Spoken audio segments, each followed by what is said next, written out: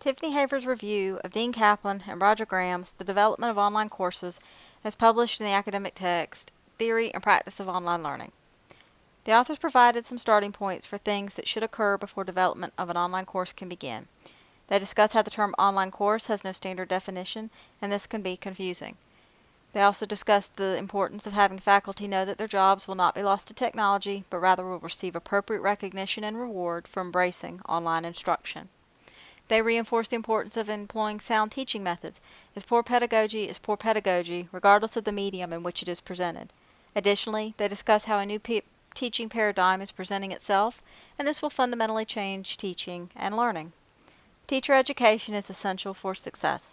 Faculty need to be pedagogically proficient in conjunction with having the technical and administrative skills required to teach in an online environment. Kaplan and Graham reinforce the importance of learning how to adjust time and resources to best meet the challenges of online teaching.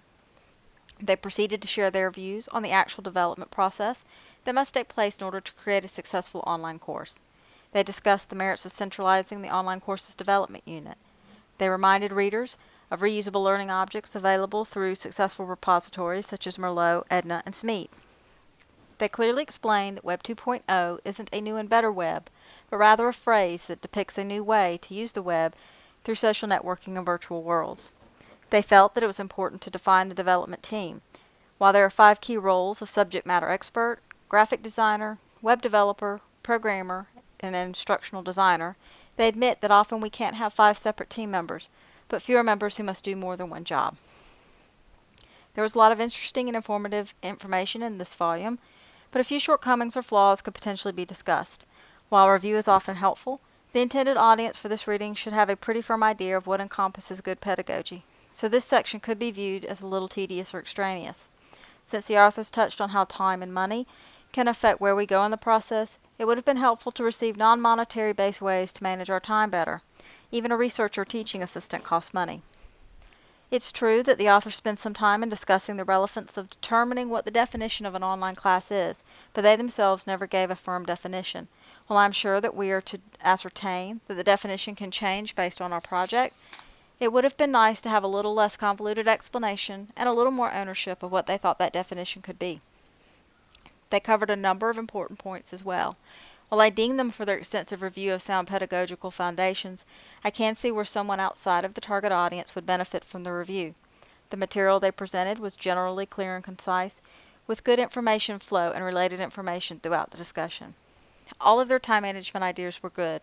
Sure, I would have liked to have seen a few more that didn't require funding, but their ideas were grounded in reality and what we actually face. They continued to be upfront and honest about the challenges that we face in regards to gaining faculty buy-in and the ever-present money and time constraints. The 3 things that touch me deepest and that I can use in my professional life are the WICHE standards, the new teaching paradigm, and teacher education.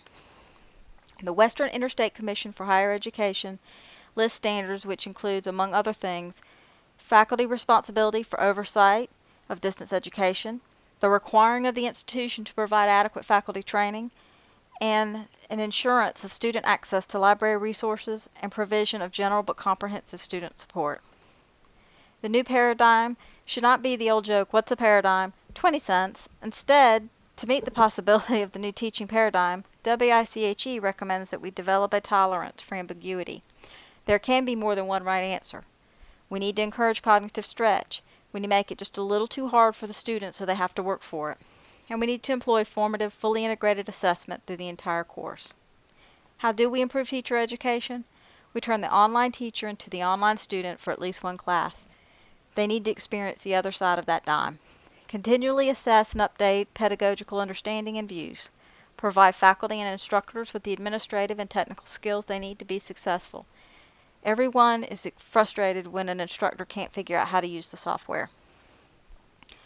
How can I make this work for me? My immediate goal is to ask for better faculty oversight of our non-credit certificate programs, and I want to help my faculty and instructors receive the skills that they need to provide better instruction so they can be more confident while giving that instruction. And I want to find a way to give better student support. Currently, I cannot stretch any further. I need additional resources in the form of a human resource, and I will continue to lobby for this.